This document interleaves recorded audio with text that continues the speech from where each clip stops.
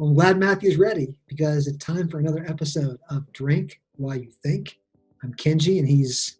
I'm Matthew. Do you have things to talk about this week? What? I'm ready to talk about the PPP, dude. Oh, do we have to? Yeah, we always have to. I'm so tired of it. That's okay. There's Like lots of other exhausted stuff we can by talk it. about. We'll take a different angle. Okay. But what are you drinking? More importantly. This just shows. I've had this on here before. It's been a little while, but I have not had it since we've done a reading. But this will show you just kind of how I'm feeling right at the end of this week. Yes, I'm back to drinking The Natty Daddy. Natty Daddy. That is a tall boy, 8%. This is courtesy of my good friend Don Metler. I'll have to tag him on social. He came and brought me a 6-pack of Natty Daddy. He loves this beer. He loves really bad beer. And and it's not good. I know what it tastes like. I'll finish it, but it'll. I'm going more local. So I'm going with the Second Self Atlanta Ale, ATaLe. Oh yeah, I've seen that before. That's good. The Atlanta Ale. Okay. Give me This again. What? I think this one's new. This, So I don't think I've done this before.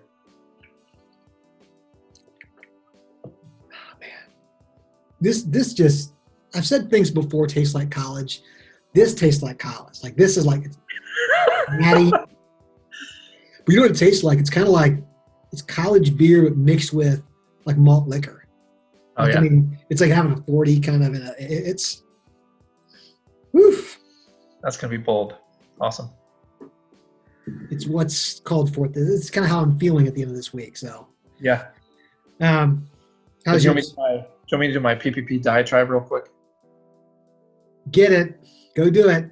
Okay, so for this whole taxability thing, like okay, so they've said the forgiveness wasn't going to be taxable, but now they've come out and say that the expenses aren't deductible. So, and people are complaining and bitching and moaning about this. And I just have to say, stop. Like, this is the most rational thing that they've done because it's the first part of the program that helps the people that got 100% hit more than the people that got 10% hit. Like it's not really proportional, but it's more beneficial to the people that got wiped out than the people that got marginally hit, which is what this should have been all along. So anybody complaining about this, stop. Just stop. Read my blog. You'll see you're better off. We'll drop it. I did a table based on how much your revenue got hurt. Why, like you're still in the black. Don't worry. Don't give it back. Don't do anything stupid. Stop complaining. Stop. That was my diatribe. Sorry. Yeah, I'm with you on that one. You and I had this discussion, I think, late last week. We put it in our message to clients.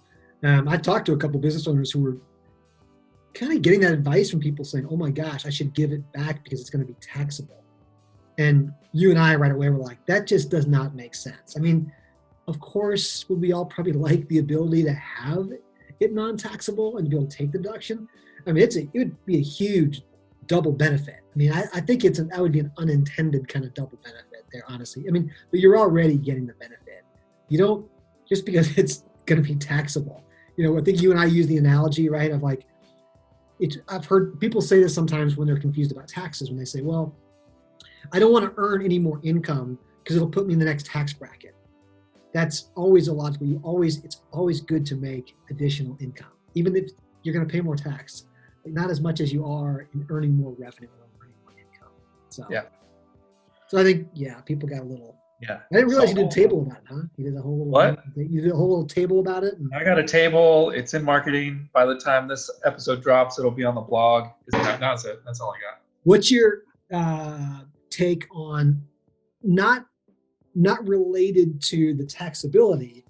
All these people now who are going to who are wanting to give it back now, right? I think the SBA came out and said they're going to give until the 15th, so kind of like a week from now, or we're speaking now, for people to go ahead and return the PPP funds if they need to, without it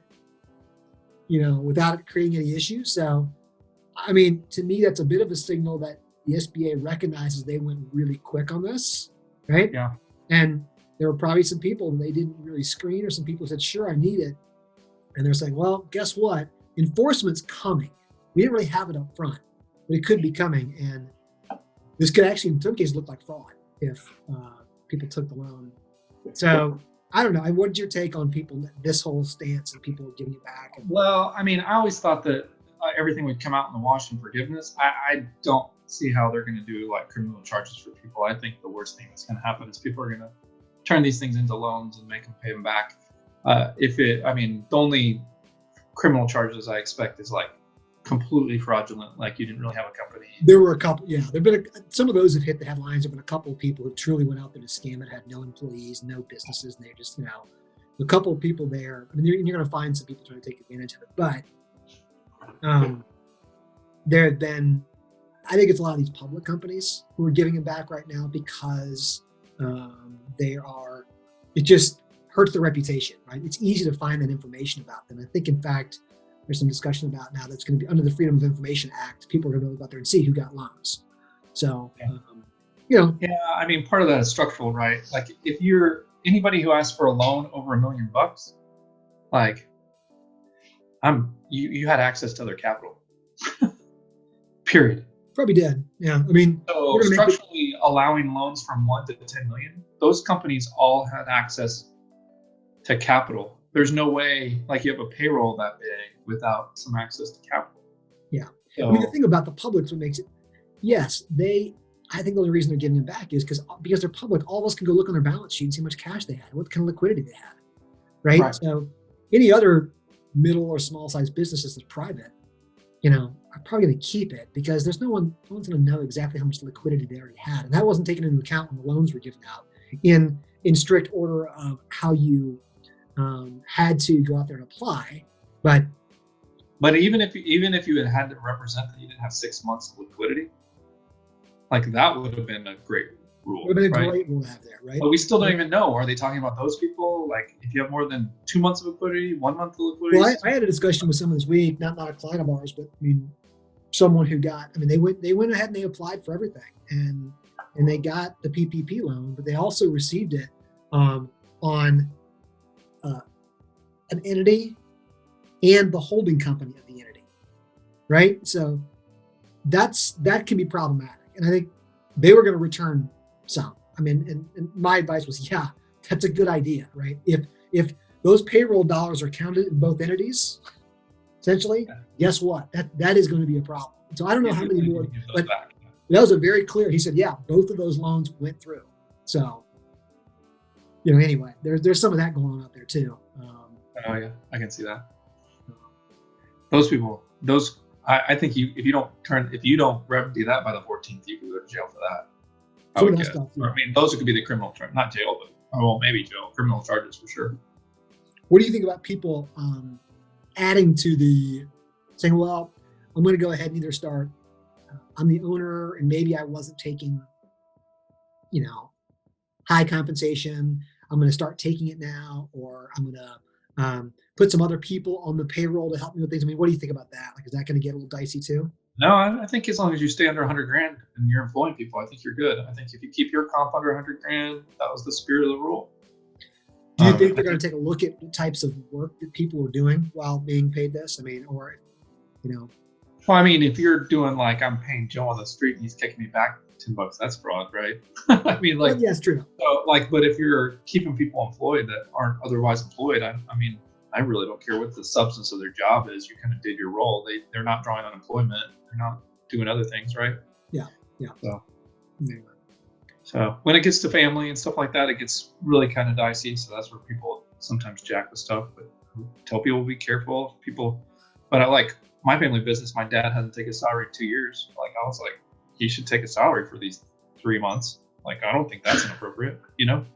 I wouldn't take more than the 10,000, but that would have been a change. What I've told people is, okay, yeah, if some of these family businesses where they've got different family members, they can move off and on the payroll kind of is, you can do that, if you can justify what they're doing and just be aware of that could come under scrutiny for forgiveness, right? I mean, if it doesn't get forgiven, it's a loan, great, you're just going to pay back what you paid yourself or your, kid or whoever it was there, but just be aware of that. That's at least something you're risking. That is a big thing with forgiveness. Like I mean, really, at the end of the day, you're really going to have to do what you think in your heart is right. Yeah. Because the forgiveness rule is changing every day now. You better like the loan you better be able to, in your heart of hearts, state yes. You have tried by all means to follow the real intent. But the form of this is changing all the time. The substance is keep people employed, right? It's not about how much can I get away with. And so I think that's going to be when this all shakes out. And I guess we're now about 30 days out from when the first round of these are going to have to be submitted back to banks. So we'll see. Yeah, and there's going to be some of these decisions we make that aren't forgivable. Like you're going to just have to live with it, right? Like you made a decision, and so do the right thing, stand by it. And like all good entrepreneurs, we live with the consequences. That's right. That's what we signed up for. So, all right, I think my Natty Daddy helped me get through more of this than I expected. So let's see here. Got something else? You okay shifting gears here? Yeah, we got to get to the most important thing that happened this week. You mean this? Not that. Is that just my background, my screen? I can't see it yet. Has started screen sharing. It better be the NFL schedule. Hold on. I don't know what you're doing, but I can't see it yet. Oh, I see it now. Oh, yeah. That it is. Okay, yep. You knew me. You knew me well enough. Okay, schedule just came out. So This here's is the what most we're doing. important thing that happened this week. This is how we're going to discuss the schedule. Okay. You and I are going to go through, and we're going to switch off every game. This is for our dear beloved Falcons. Okay. Though this schedule could possibly change, all this COVID stuff. But I want to hear your best guess at each game on a W or an L. We'll each do it. Okay. We'll switch. So game one, right out of the gate, dude. We got the Seahawks. Oh yeah, we're winning against the Seahawks that game. You're gonna give a W on that one? Yeah, it's a home. Oh no. Wait. Do you have it backward? No, that's home. I got to win at home. Okay. Yeah, I think we come out strong too. I like that. Okay. I think home field is going to be big at the beginning of the season when people are tight. I think we've won the last 2 out of 3. We lost to them at home last year. They were here, but that was also when we had Shaw was in quarterback. It was a pretty actually closer game. I think it was on by 1 score, 1 touchdown. We won the last 2 of the last 3. So yeah, I like that as a W. All right, away in Dallas, week 2. This will be I go first on this one. Away in Dallas. I like this too. I'm going to take the W on that too. I like that. I think the new coach there. They're going to be adjusting to all that. What are you feeling? I got a loss against the Cowboys and then come back and win against the Bears. You have a W against the Bears? We're going to win against the Bears. Yeah. I'm going to take the same there too. I think we got the Bears. I'm not worried about Trubisky or whoever's. It's not going to be Trubisky, is it? They've got no. All right. Now we got a Monday night game at Lambeau. At Lambeau. My turn to pick. I'm going to give us an L on that one. Night game at Lambeau. Yep. I'm going to give us an L there too. And then I'm going to give us a win against the Panthers because they look really. I mean, if we don't win against the Panthers, Panthers are a mess. I'm going to tell you we're going to sweep the Panthers right now. Just Panthers are a mess. Put that one ahead. At Minnesota, we've struggled against them, man. The Vikes. I'm gonna give us an L on that one. That's a tough matchup. I'm gonna give us an L on that one. Okay. What do you think about Lions at home? This is that weird game, right? This was the one that was supposed to be in London. No, Broncos was supposed to be in London. Oh, Broncos. Yeah, you're right. Sorry. Keep going. You're right. This is where you're Broncos. So I'm going to go with a win against the Lions at home. I kind of like how it's setting up so far. Do you? Okay. I'm going to agree with you there.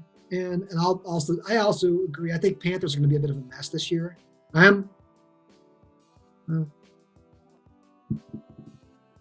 Yeah, okay, we'll take that. You're taking a win against Panthers. What do you feel about this Broncos at home? Man, I like us against all of these teams at home, except for Seattle was the toughest one. I'm going to give us a win against the Broncos going into the bye. Okay. Matthew takes a win here. Yeah, I don't think Denver scares me either. Nothing happening the bye weeks. We get our bye week 10, kind of nice spot for bye, right? Right in the middle of the. Yeah, right before the Saints. Right in the middle for the Saints. By the way, too, I looked it up.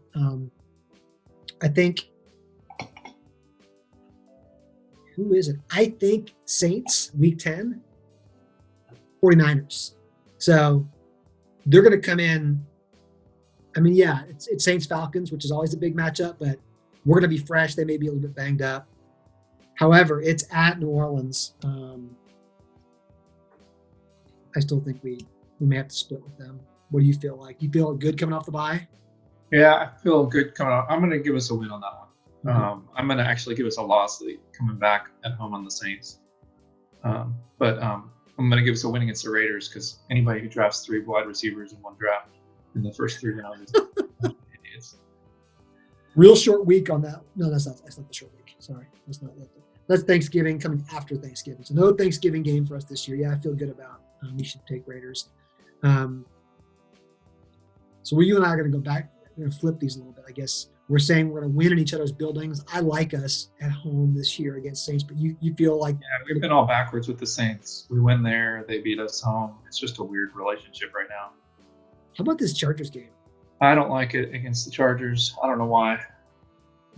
It's just a weird game. I'm going to give us a loss.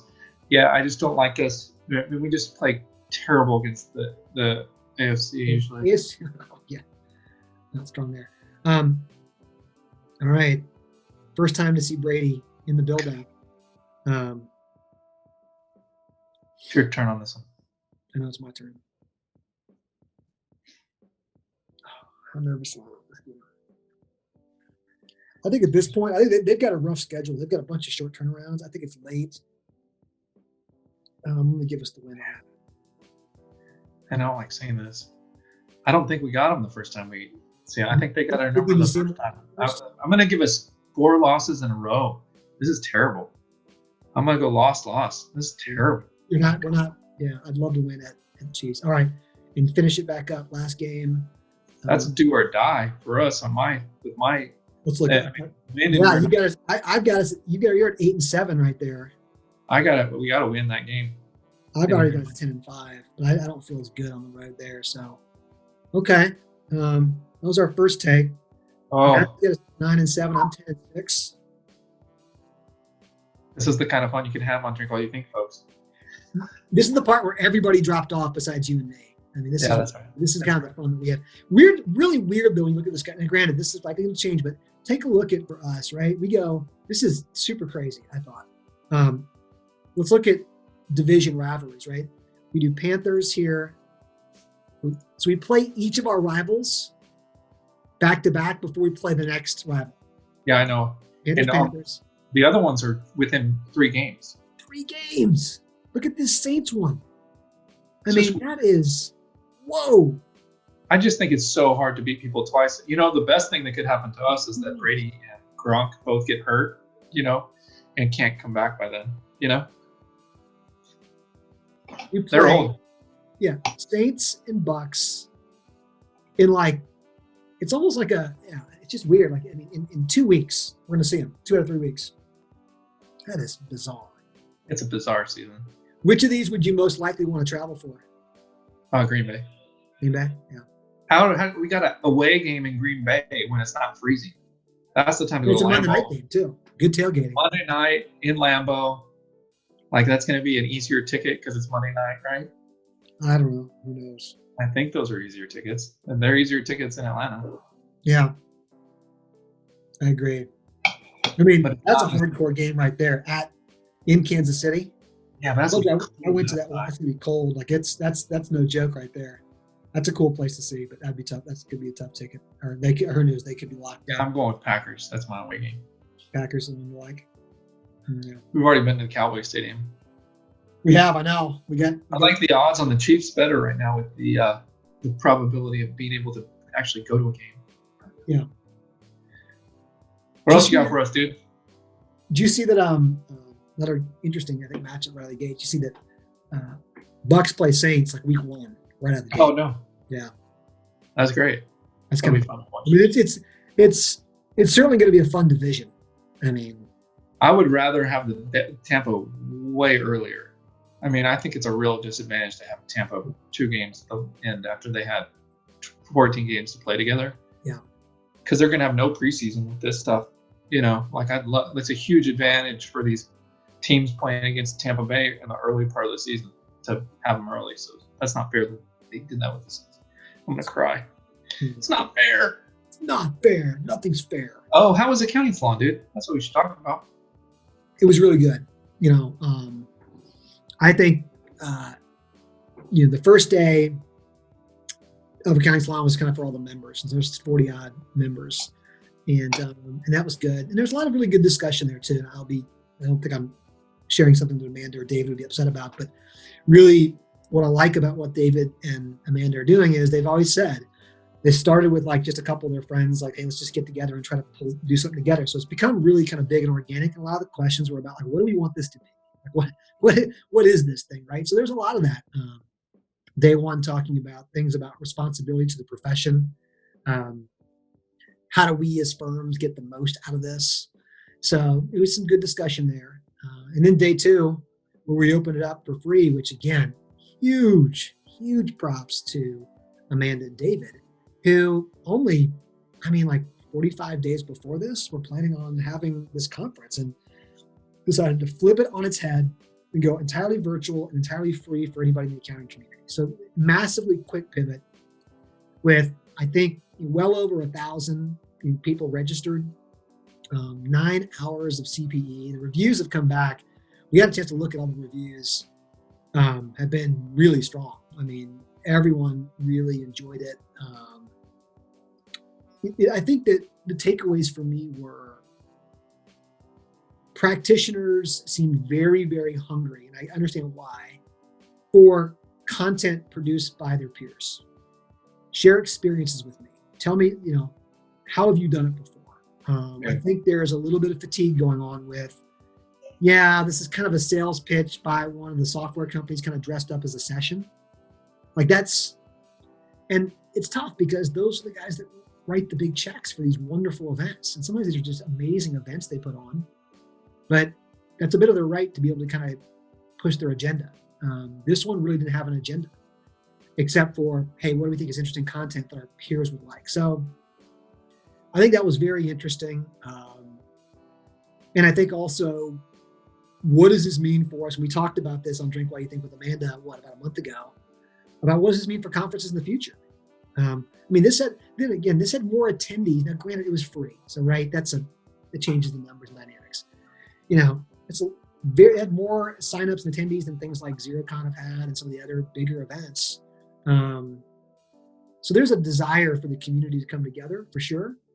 But what's it going to look like in the future? And I think that more and more conferences should probably start looking at a way to maybe do a combination hybrid model. Some stuff for on-site, and then also some stuff for folks virtually. I guess it depends on who you are. I still find being in the virtual environment, it's tough. You go 9 hours on Zoom, it's tough. That said, you and I know how you and I act at conferences too. If we're either speaking or maybe we're in some of our friends' sessions, but otherwise we're not really in sessions, we're walking around doing other things. So it's a very different dynamic. I think we get something different. I focused way more on the content this time in Salon than I have at things like, QuickBooks Connect or Accountex or ZeroCon, because you and I couldn't be walking the hallways or talking to vendors or in and out of things or talking to the firm owners. So there's definitely some change coming in the way that conferences and content are going to be delivered, I think, to the profession. So I think Amanda and David fired a good shot across the bow about, hey, here is a really legitimate way to do it. And I think some of the other conferences should probably take notice. Yeah, the only one I saw somebody doing a hybrid of last year was Avalara. Avalara did an in-person and a hybrid conference, and that was one that, again, that was the only place I saw attendance like that. I had 900 people attended my session on the virtual. Yeah, that's huge. 900 on a session, yeah. You know what I mean? We saw close to 400 on our session. Michael Lee and I did. It's a big. Those are big numbers of people who were there, and those are engage people, and through some of the tools you can measure engagement. Like it was interesting. All of us who were session leaders got like all of our feedback, and there's a scoring system that when you do it through GoToMeeting was what we used. It gives you an engagement like metric, right? A bunch of us accountants love the metrics. It's basically about, I think it does some tracking of like, are people bouncing around to other websites and things, and are they answering the polling questions? So it gives you like an engagement score by person. It's pretty interesting. So, like we're seeing during this time, the tools are getting better and better for this. I still think that the content should probably needs to be dripped out. There need to be some breaks. And we all of us who were presenters, at the very end of the day, we're like, hey, do we need to gotta do a little virtual happy hour? And at first we were like, no, we're exhausted. And everyone's like, yeah, we got to. And so we did, and we talked about this. That's one thing we got mentioned was we'll probably find ways to put some breaks in there, because this went 9 hours straight. And it still got very, very high marks. But there were some great, I think when people were given the freedom to choose how to present, what to present, Amanda and David were like, yeah, do whatever you want. And there were some crazy ones. I mean, Liz Mason was being Liz Mason, which is the best way for her to be, right? Is just unfiltered. And I think there were some people who were probably shocked by some of the stuff Liz was saying. I had some team members of ours who went to it who said, I loved hers, right? And so, it's a little more edgy content because you're giving people a free license to say, hey, do what you want to do. So it was interesting, but man, I think I was particularly bummed this week because I thought, I was supposed to be in New Orleans with that crew. I had a great week. This was one of my dear friends, actually the guy, Don Metler, who gave me this, turned 50 this weekend. We were going to go and do Jazz Fest as a bunch of couples in New Orleans for his 50th, roll right into basically do on Sunday at Jazz Fest, do a handoff, leave his birthday party, go right and meet the accounting salon folks at Jazz Fest, and roll right into accounting salon in New Orleans for a few days. So I think that's kind of why I'm just fatigued the other weeks. It did make me think of like, man, I really bummed out that didn't get to happen, because I think when you see people like this, I mean, even you and I like haven't seen each other like in, a few weeks, long time. So it just gets, after a while, you're like, this is just getting really old. Yeah, it is. It is old for me. I don't know if you saw this, like the big venture conference in Atlanta announced today that they were going virtual. Yeah. So I got the call this week from their executive director, saying, hey, we're going to try to pull off the coolest venture conference ever in October, virtual. But it'll be paid. It'll be interesting to see what the attendance looks like. So we'll have a proxy there for, that's not going to be a free one. A lot of these other ones, they default to free. So it'll be interesting to see what the paid thing is like. There was another one out there. I know ATaLe did one, but also AICPA Engage. I've never been, like you and I've never been. We actually talked about this year was maybe going to be a year we were trying to do it. They've got both a virtual, they've got a hybrid model. And I think, I could be wrong, they're online.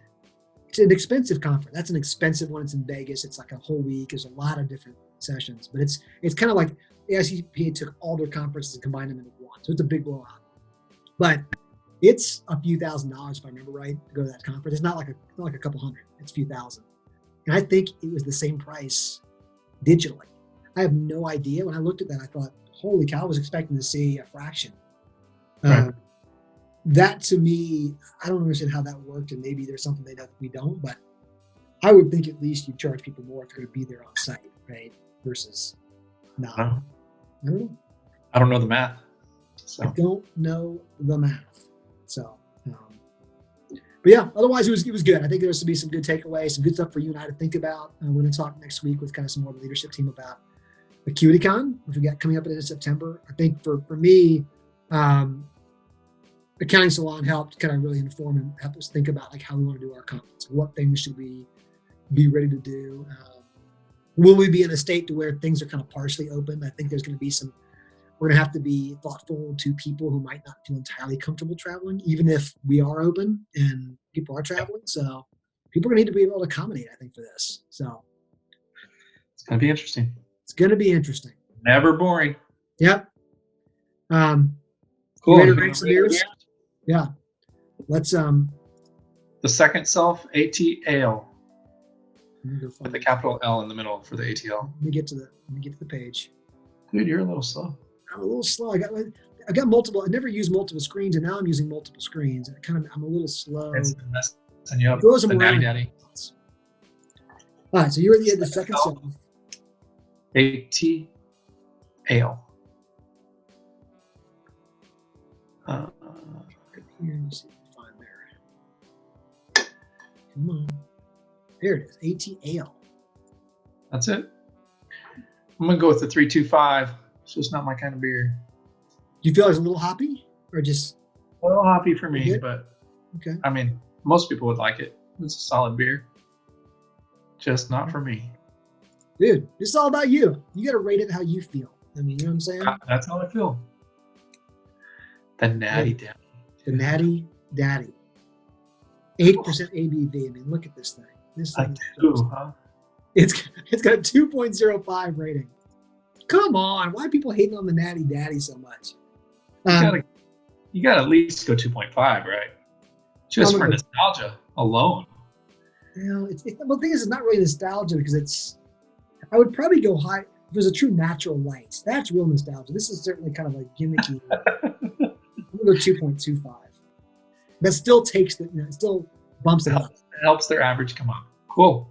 It's the first time drinking this beer this month. Yeah, it's gonna be probably the last time drinking beer this month. Great deal. We still need more people to join us on Untapped.